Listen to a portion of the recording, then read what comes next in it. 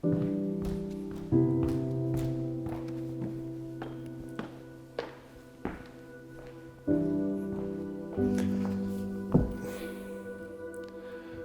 buenos días.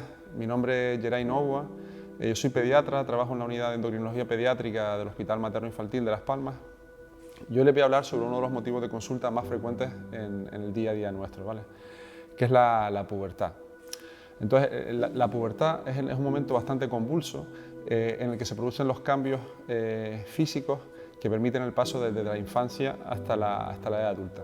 Entonces, en ese momento veremos cómo nuestros hijos pasan de un estadio de tranquilidad relativa a la llamada edad del pavo, ¿no? En el que el grado de rebeldía puede ser más o menos manifiesto, y es importante recordar que todo esto se debe a las hormonas. Lo que vamos a hablar en la charla es de cómo se inicia la pubertad, cuándo se inicia, que es una de las preguntas más frecuentes, y en qué momento es necesario la derivación para valoración por el especialista, ¿no? Normalmente los puntos que más preocupan es si es demasiado precoz o demasiado tardía. Entonces, ¿cómo se inicia la pubertad? Entonces, como decíamos, todo trata de hormonas, ¿vale? En el cerebro tenemos dos núcleos principalmente. Por ejemplo, el hipotálamo se encarga de secretar una hormona que se llama la GnRH, que a su vez actúa sobre la hipófisis, que secreta otras hormonas llamadas LH y FSH, que son las responsables de actuar sobre los testículos en los varones y los ovarios en las mujeres, secretando testosterona y estradiol respectivamente, que van a ser las responsables de esos cambios físicos y psicológicos que mencionábamos. Entonces, en esta gráfica se puede ver bastante bien cómo son los picos de secreción. En rojo tenemos la LH, entonces vemos que durante la gestación, el embarazo, hay unos niveles elevados que luego disminuyen y aumentan en un periodo que se conoce como mini pubertad del lactante, que discurre entre los 6 meses y 2-3 años, y es un periodo en el que también vemos bastantes consultas por aparición de botón mamario en las niñas.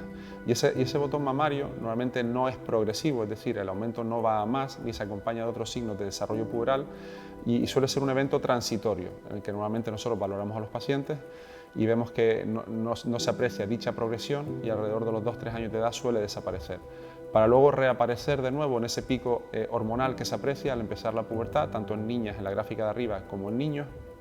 Y vemos como luego durante la edad adulta esa secreción se mantiene de forma diferente en varones y mujeres. Entonces, ¿cuál es el tiempo normal de la pubertad? ¿Cuándo se inicia? Entonces, para definir la normalidad, aún hoy en día nos basamos en estudios que se realizaron en Inglaterra por los doctores Marshall y Tanner.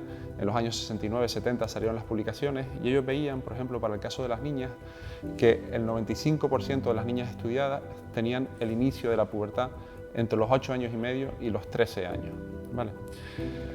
Y ellos publicaron estas imágenes en las que se aprecia claramente las fases del desarrollo puberal, y vemos que hay 5 estadios de Tanner. ¿Vale? Entonces, un primer estadio de Tanner es el estadio prepuberal, en la que no se aprecian cambios físicos en los niños y en las niñas.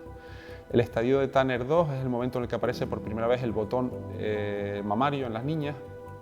Muchas veces ni siquiera se ve, solamente se palpa, y este es el signo físico que nosotros utilizamos para valorar el inicio de la pubertad. Vemos como a lo largo del desarrollo ese tamaño mamario va aumentando hasta llegar al estadio 5, que es el grado de desarrollo completo. ¿Vale? Con respecto al vello púbico, es importante también tener en cuenta que hay una gradación, con un estadio Tanner 2 en el que aparece por primera vez el vello púbico, hasta un Tanner 5 en el que tiene un desarrollo completo, y es importante porque, aunque habitualmente suele empezar el desarrollo en las niñas con el aumento del tamaño del pecho, seguido por la aparición de vello, en ocasiones no es así, y de hecho en ocasiones puede aparecer el vello púbico de forma independiente al desarrollo puberal. Y esto también es un motivo frecuente de consulta. En el caso de los niños, con un estudio que se publicó al año siguiente, vemos que el 95% de los niños estudiados tenían el inicio del desarrollo puberal entre los 9 años y medio y los 13 años y medio. ¿Vale? Esto es importante tenerlo en cuenta porque vemos esa diferencia más o menos de un año entre los niños y las niñas. Y para definir el estadio o el inicio del desarrollo puberal en los niños se usa el tamaño testicular. Entonces, se considera prepuberal un tamaño testicular entre 1 y 3-4 milímetros cúbicos para iniciar el estadio 2 de Tanner cuando el volumen testicular alcanza los 4 milímetros cúbicos. En general, las consultas por sospecha de pubertad precoz son más frecuentes en las niñas, y uno de los motivos es que es más fácil identificar los signos sugestivos del inicio del desarrollo en las niñas que en los niños. Entonces, por definir lo que es, digamos, la normalidad y lo que se sale un poquito de la normalidad, se utilizan simplemente, es una metodología estadística. Entonces, lo que hoy en día se usa en consulta es definir como normal un desarrollo puberal en las niñas entre los 8 y los 13 años y en los niños entre los 9 y los 14 años. Todo lo que se salga de ese rango de normalidad se considera precoz o tardío y es motivo de derivación para evaluación por el especialista. También para compartir un poquito de datos españoles más recientes del año 2010, datos publicados en Madrid, mencionar que en los niños y las niñas estudiadas la edad media de desarrollo puberal fue de 12 años para los niños y unos 10 años para las niñas. Y la edad media de aparición de la menarquia, en las niñas que empezaron el desarrollo de forma temprana, por debajo de los 9 años, tenemos una edad media de menarquia de los 11 añitos, mientras que las niñas que tuvieron, digamos, un tempo más normal, la edad media fue de aparición de los 12 años. Una pregunta frecuente que recibimos también es el crecimiento que van a experimentar nuestros hijos durante la pubertad, especialmente en las niñas, porque hay ese miedo a que una vez aparecida la primera regla, ¿no? la menarquia, las niñas van a dejar de crecer, y eso no es cierto.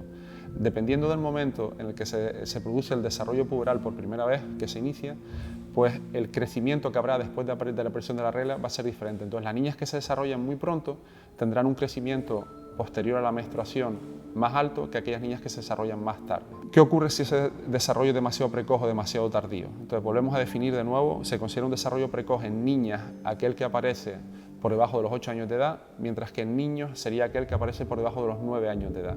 Y sería un desarrollo tardío aquel que se produce en las niñas por encima de los 13 años de edad, o que al llegar a los 13 años todavía no ha aparecido, y en los niños el momento se sitúa en los 14 años. Es importante tener en cuenta también el papel de la genética, ¿no? Entonces, si por ejemplo nosotros tenemos unos padres que se han desarrollado tarde o que se han desarrollado temprano, pues cabe esperar en cierta medida que sus hijos sigan un patrón similar, ¿vale? Cuando nos salimos de ese rango de edad de normalidad, es conveniente derivar a la consulta de endocrinología pediátrica para ver si es necesario completar el estudio y o valorar tratamiento.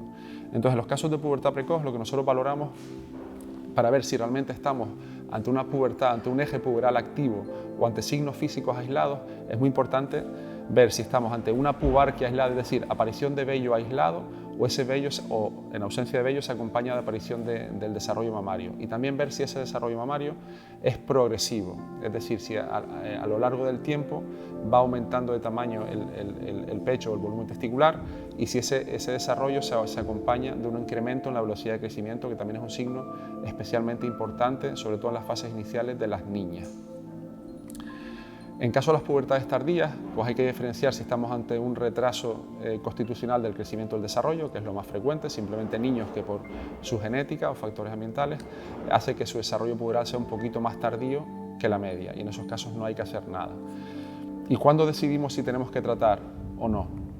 Pues en los casos de pubertad precoz tendremos que confirmamos que es una pubertad progresiva y con analíticas confirmamos que el eje puberal está realmente activo, nos valoraremos iniciar un tratamiento frenador en los casos en los que hay un compromiso de la talla final, lo cual suele ocurrir especialmente en las niñas que se desarrollan de forma muy temprana, por debajo de los 7, 6 añitos de edad. Cuando el desarrollo es entre los 7 y 8 años, si el desarrollo no es rápidamente progresivo, en general no se suele ver comprometida la talla final, ¿vale? Y otro criterio, quizás el más importante para valorar iniciar el tratamiento frenador, es aquellos casos en los que pensamos que la niña pues no está preparada para tener una aparición de la menstruación tan precoz, ¿vale? En general, para que tengan una idea, la aparición de la primera regla suele ocurrir entre 2 y 3 años tras la aparición del inicio del desarrollo mamario. En el caso de las pubertades tardías, pues habrá que valorar iniciar un tratamiento que, digamos, empuje o acelere ese desarrollo. En los casos de retraso constitucional del crecimiento y desarrollo, en los que los niños pues se ven bastante afectados por el grado de desarrollo que puedan tener sus compañeros, y mientras ellos todavía se ven en un estadio prepuberal con la talla baja que ello acompaña, y con los casos en que encontremos otras causas subyacentes, pues valorar si esa causa subyacente necesita algún tipo de tratamiento.